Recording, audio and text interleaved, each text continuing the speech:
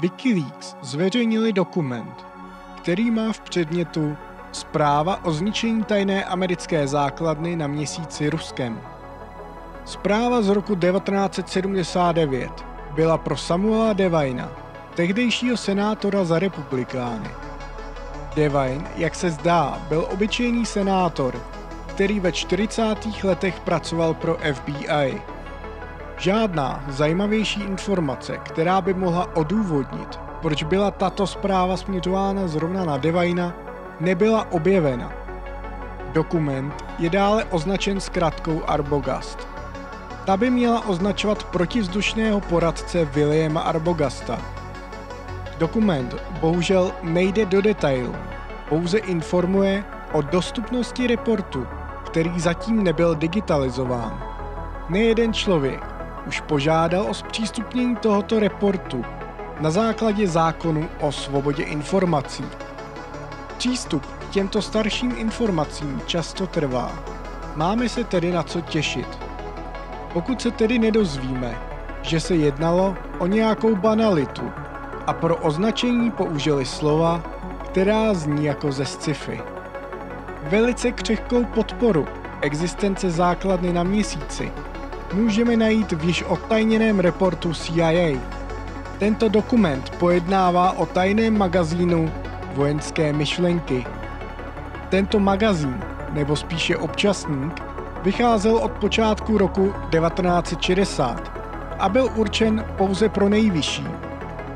Článek z roku 1961, který zaujal CIA, se jmenuje Role vesmírných zbraní v budoucí válce. Dočteme se v něm, jak americké letectvo spatřuje v měsíci bezpečnou základnu při případném útoku na Zemi.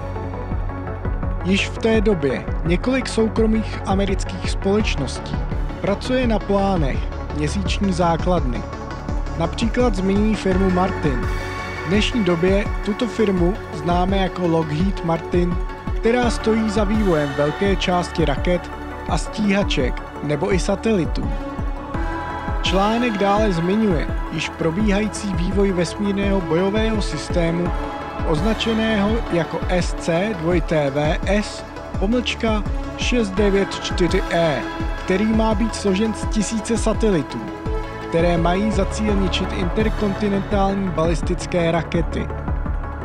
Dále má být tento systém satelitů použitý pro program Saint, který již obsahuje 1000 satelitů, které mají být použity pro zastavení nepřátelských vesmírných objektů.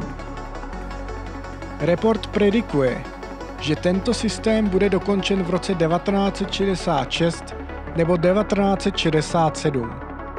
Následovat má další fáze budování vesmírného programu, která zahrnuje vojenskou základnu na měsíci.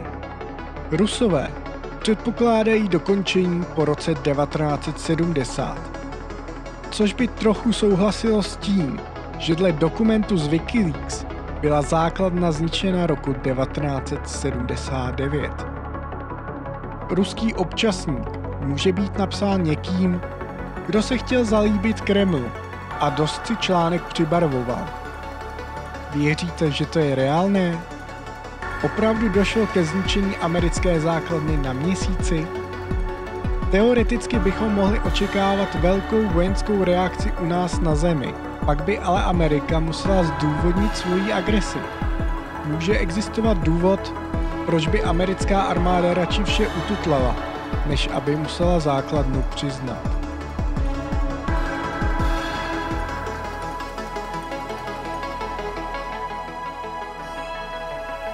Po světě je čím dál tím více amatérských astronomů, kteří streamují nebo přinejmenším nahrávají své pozorování vesmíru.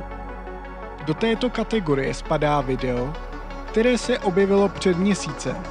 Jak se zdá, můžeme vidět, jak objekt vylétá z kráteru Měsíce a dále pokračuje směr nekonečný vesmír. Co by to mohlo být? Satelit, který díky nějaké anomálii vypadá, jako kdyby opouštěl kráter? Kvalitně elaborovaný fake? Nebo skončila směna na již opravené a dobře utajované základně? Máte vlastní teorii, co by to mohlo být? neváhejte ji napsat do komentářů.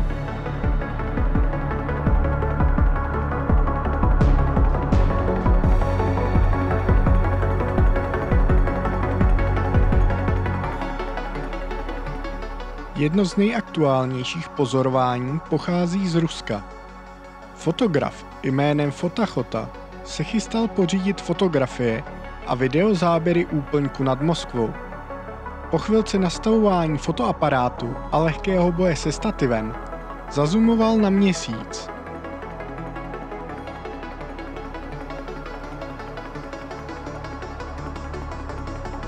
Sám byl dost překvapen, co se mu povedlo zachytit. Na videu můžeme vidět bezpočet objektů, které přelétají před Měsícem.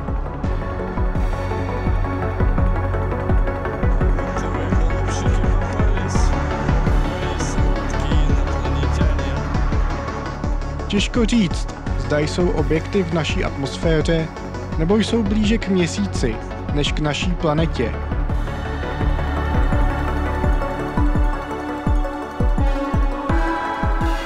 Co to může být?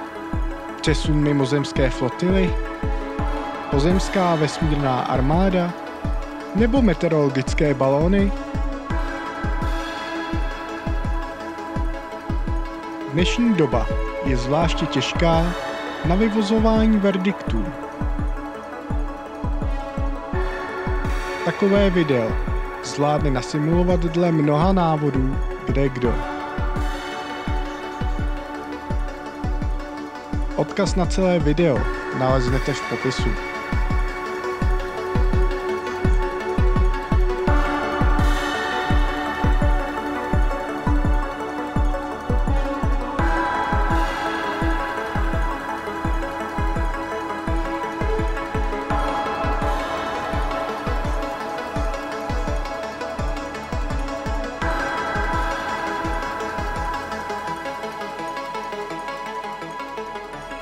Máme tady již několikáté video na toto téma.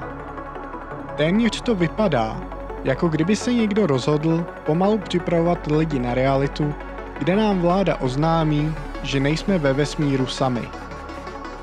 Dříve zmíněný Luis Elizondo, odkaz najdete v popisu tohoto videa, který je bývalý zpravodajský důstojník, dostal tentokrát prostor na Fox News. Reportér Tucker položil dotaz, zda pozorování neidentifikovatelných předmětů není náhodou chyba radarů, technologií, které teď využíváme. Luis mu na to odpovídá. Tucker, we are well beyond right now establishing whether or not these things exist. It is an absolute fact that they are there. Now, what they are, where they're from, who's behind the wheel, we simply don't know. I mean, is it possible these things are a foreign adversarial technology that somehow was developed in secret and we're just now trying to figure these things out? It's possible, but there's also... Luis dále uvedl, že je dle jeho názoru malá pravděpodobnost, aby někdo dokázal vyvinout takovou technologii a ještě tajně. Tucker se dále dotázal. So let me ask you one last question. Do you believe, based on your decade of serving in the U.S. government on this question, that the U.S. government has in its possession any material from one of these aircrafts? I do, yes. You think the U.S. government has debris from a UFO in its possession right now? Unfortunately, Tucker, I really have to be careful of my NDA. I really can't go into a lot of more detail in that. Okay. But simply put, yes. All right. Věříte tomuto svědectví? Proč je najednou všude tolik těchto informací? Snaží se někdo odvrátit naší pozornost? Nebo se opravdu blíží nějaké větší zveřejnění, že tady nejsme sami? Neváhejte napsat do komentářů, co si o tom všem myslíte. Pokud se vám video líbilo, určitě ho lajkněte či nasdílejte. Nezapomeňte odkliknout odběr, ať vám neuteče nové video. Děkuji za vaši pozornost.